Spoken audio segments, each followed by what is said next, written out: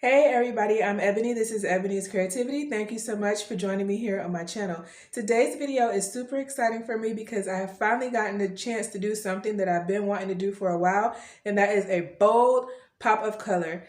I love looking at colorful things. They inspire me a lot. However, bold colors don't typically sell well. You have to wait for the right buyer for those special pieces, so I don't typically do those. I kind of shy away from it because I don't have any more space to store furniture. But in this case, I've got a client who's bold and daring and wants to go there with bright colors, so I'm super excited for this video. If you have not yet, please subscribe to my channel. If you enjoyed this video or learned anything from it, please don't forget to thumbs up or leave me a comment letting me know, and let's hop right on into the flip.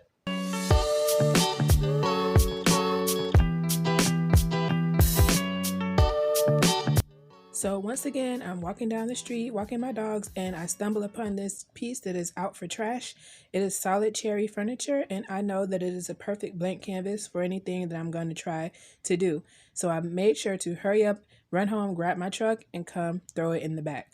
All the drawers are clean, and there is minimal wear considering its age.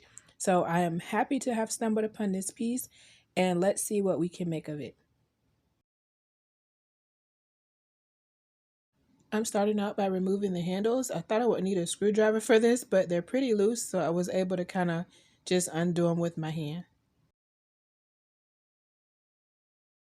And since you never know when you might need a good piece of vintage hardware, I always make sure to keep my sets in a plastic bag. Just like always, I'm going in with my sander and 220 grit sandpaper to scuff sand the entire piece.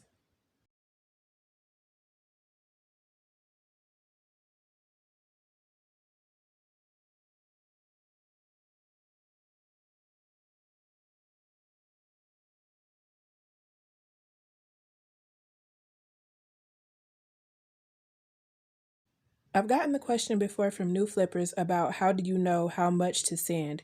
If you can kind of notice, there's like a little tinge of a satiny sheen in the background. That is what I'm trying to remove. That is the top coat that the manufacturer put on this piece, and I want to remove that so that I am to the wood grain and I'm actually able to make changes that will stick. I just missed getting this on camera, but among the weird things that I found in a piece of old furniture before, a death certificate fell out from underneath the second drawer when I was pulling them out to sand.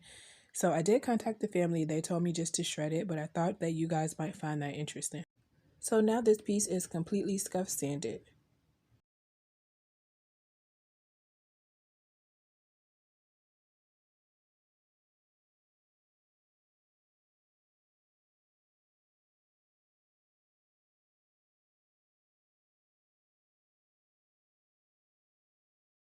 When I picked this up off the curb, I knew that it had some sort of a weak spot, and I found it here.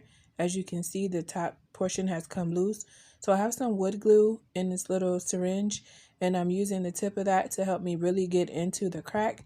And I'm going to saturate the area with wood glue and clamp it down.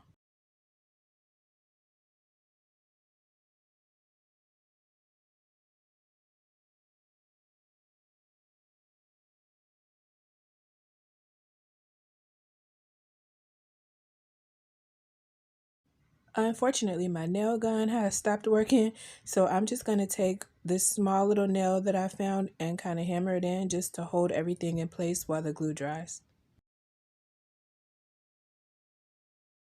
I got a little bit carried away with my hammer, so I caused a little bit of an indent here, but I'm just going to pop some wood filler in there.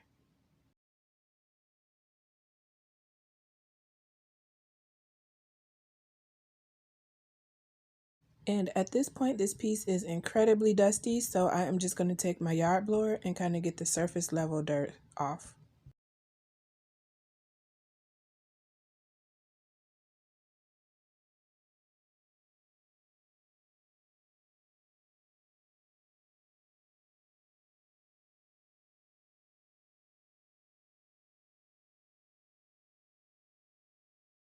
And now it's time for me to wipe it clean. So I have some pink stuff, some Dawn, and some warm water, and I'm just going to be cleaning this off.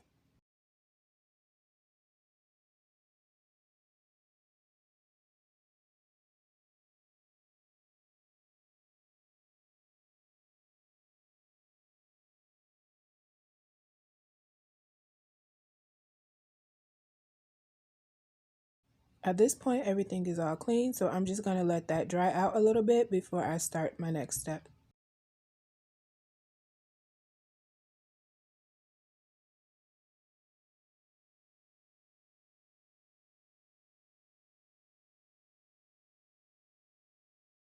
And as some of you probably guessed, my next step will be to prime. I am using the Ben Shellac based primer, and I'm using the Wagner Flexia 3500 sprayer. Although the price of this primer should be criminal at this point, I still come back to it because it does everything I need it to do. It dries really quickly and is ready to recoat after 1 hour.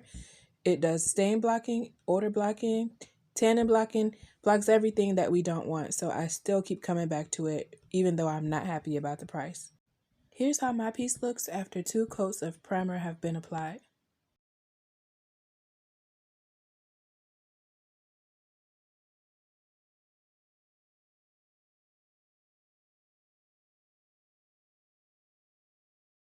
Yes, y'all, the color that my client picked is orange and we are going for it. If you want to use a bright color like this in Fusion, make sure you read the directions first. I just went in like I normally do with Fusion paint because I use it so often. I felt like I knew what to do, but I got fooled. As you can see, this is coming out very sheer. I thought maybe something was wrong with my spray gun, so after I finished this section, I stopped and I went to read the can, and where Fusion is normally a 2-coat coverage, it says you have to do up to 4 coats of coverage because of the nature of this color. And immediately I regretted watering this down like I normally do. So if you're going to step out on the bright bold side with Fusion, just make sure you read the label and don't water it down. I did end up doing 3 heavy coats and then 1 kind of lighter dusting over the top just to make sure everything was even throughout. But I do feel like if I had not primed this, I would have been doing maybe about 6 coats to get full coverage.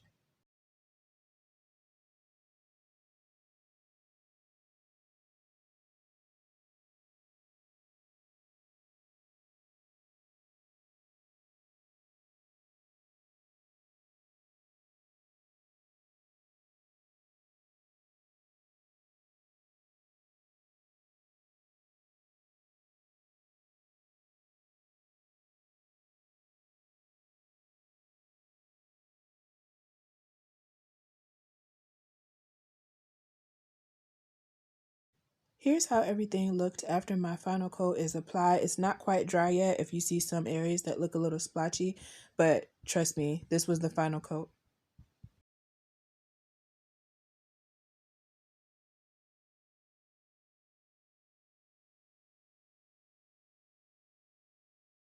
This client loved the flowers on my Anthropology dupe. I will go ahead and link that video in case you have missed that one. So she wanted to make sure that she added some flowers to hers. So now I'm just mixing up this casting resin. I got this from Michael's. It's pretty inexpensive and it does go a long way. So you just mix 1 part of A, 1 part of B, stir them together, and then you can pour them into your mold.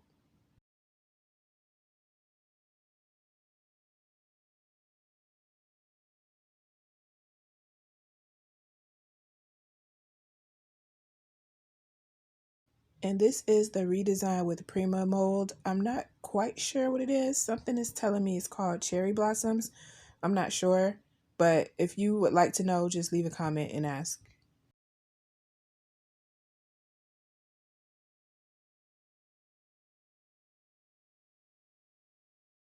And this clip is in real time. I didn't want to speed it up because I want to make sure to stress that if you're going to try to duplicate this process, you need to pour carefully.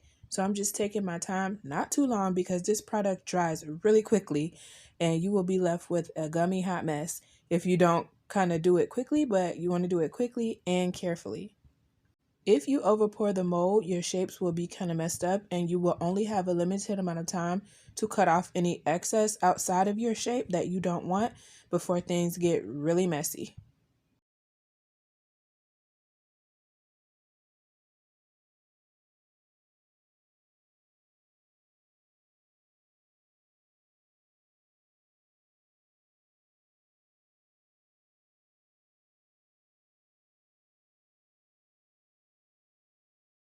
The resin turns white after drying for a few minutes, and now I'm just going to pop my shapes out of the mold.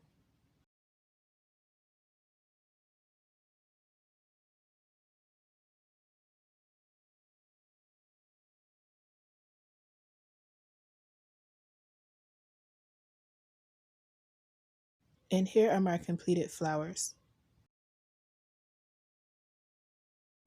Next, I'm going in with some of this metallic gold spray paint, and I'm just going to lightly dust over all of my flowers.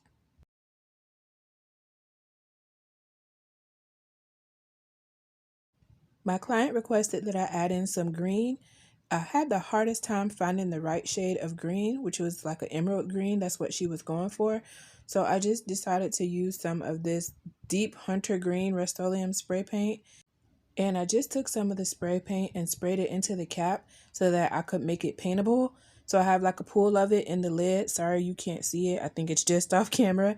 But I sprayed some in the cap, and then I'm just using a small paintbrush to kind of go in and detail some of the stems and make them green so it can match my client's room.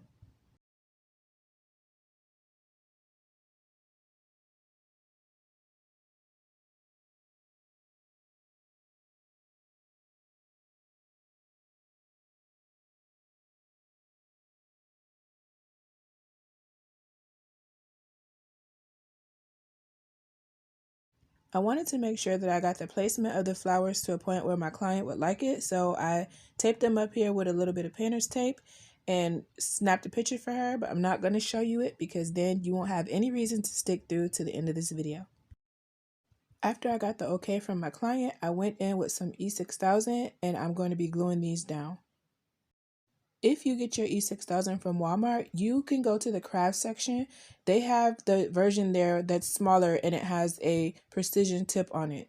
This is going to be key for a project like this where you're getting into a lot of small areas, because the last thing you want to do is apply a lot of glue to this and have it oozing out when you press this down to apply it to the dresser. That's going to be a big no-no and it's going to make a mess. You want to apply the least amount of glue that will make it stick properly.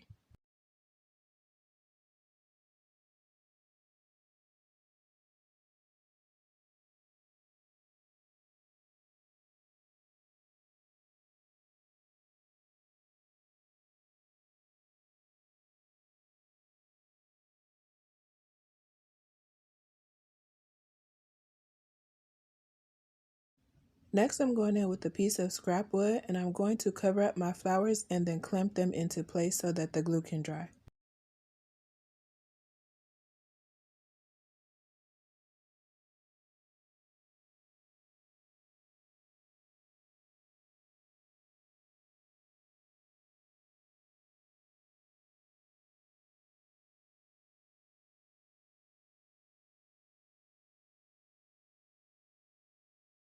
Once I ran out of clamps, I had to come up with a new method to get these secured if I wanted to finish this in any decent amount of time. So I decided to go ahead and still apply the E6000 glue, but also use some hot glue on top just to keep it in place while the E6000 dried. So I'm using the E6000 and I'm using a good quality hot glue. I'm using Gorilla Glue. And I'm going to go ahead and apply a generous coat of my E6000 like I did before, and I'm going to be using the hot glue just to keep it secure while the E6000 dries.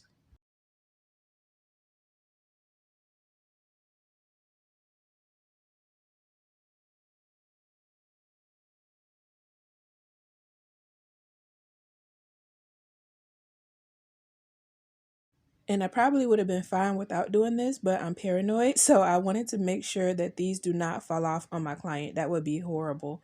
So I'm kind of using a piece of painter's tape and I'm securing it over the top of the flower just to make sure that it stays in place. And I'm kind of making a makeshift clamp, I guess you would say. I don't know what to call it, but I'm securely fastening this to the edge and then pulling it as tight as I can over top of the flower. I didn't want to take any chances of my flower sliding, so I did lay the piece on its side to apply flowers there. Up next, I'm going in with some satin polyacrylic for my top coat, and I will be doing 2 coats of this.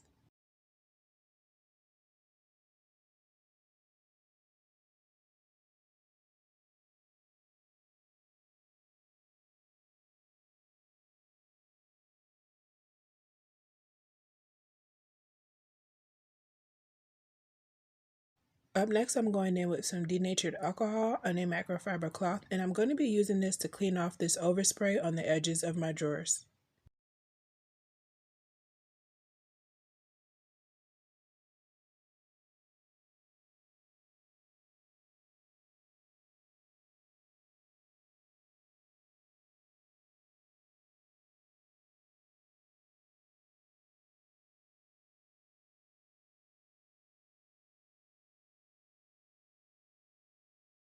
Here are the pulls that I decided on. I like them because they had kind of a leaf motif, which I thought went good with the flowers that I made for the dresser.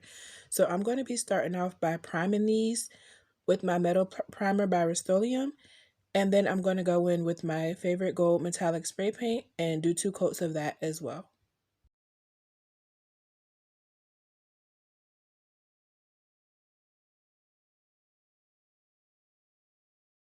I did forget that the screws would be visible and that I would need to paint those as well. I did do that later after I filmed the clip of me attaching them. So without further ado, here is my final finished product. Let me know what you thought about this project in the comment section below. If you're a regular watcher of my channel, a oldie but goodie, then you will know that I have never done a bright color other than doing pink. I've never done a bright color like this, so I found this video really exciting and a welcome change from the norm. Let me know what you think in the comment section. Don't forget to subscribe to my channel, thumbs up the video, and I will talk to you guys in my next flip.